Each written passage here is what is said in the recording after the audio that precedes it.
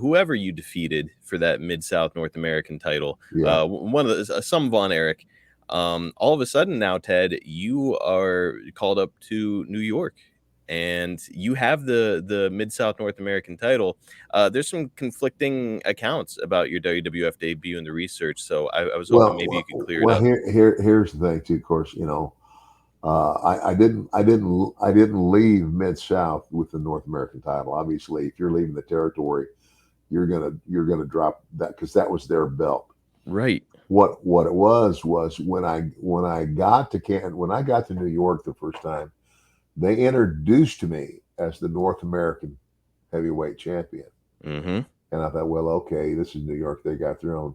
But I happened to mention to Vince Sr., I said, Vince, I said, I worked in Mid-South with Bill Watts, and I said, their champion they call their champion the North American champion.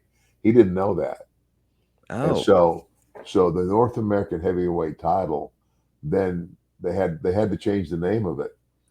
And that's how the Intercontinental Championship came into existence. yes, down the road after Yeah. Pat would defeat you for the title, but like that's where the confusion came in because Yeah. I was seeing where is in your debut they named you the WWF North American champion, Right. and so I was like, wait, he wouldn't have taken the belt with him. That didn't seem like Yeah. your style. So, Yeah. nobody defeated you for the Mid South one? Did you just give it back to Bill, or Well, how did that go? well, no, obviously I had to, I had to drop the belt before I left the territory, and I don't remember at that time who it would have been. Okay. Uh, I don't know. So that's what I find curious, and maybe you know, maybe you don't, but it's just I think it's interesting that you'd come into the territory and it's like, yeah, I was just the North American champion, and they're like, well, we'll make you our North American champion. Do you know why they would have just said, okay, let's just create a belt for Ted? No, I don't. I mean, no, they didn't just. I don't think they created the championship. I think they had had that championship, and of course, I don't know. That might be.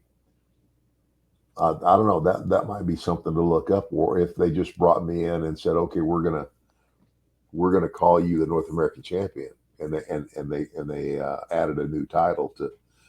Because I know for the longest time, WWF, they had a world champion, and I think they had world tag team champions. Hmm.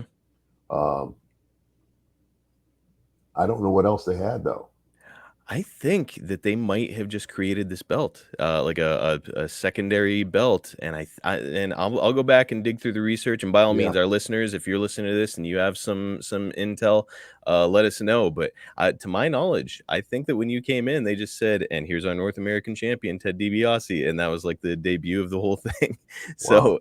So I don't Yeah. know. I might be wrong. We'll look Yeah. back through it, but it is really interesting.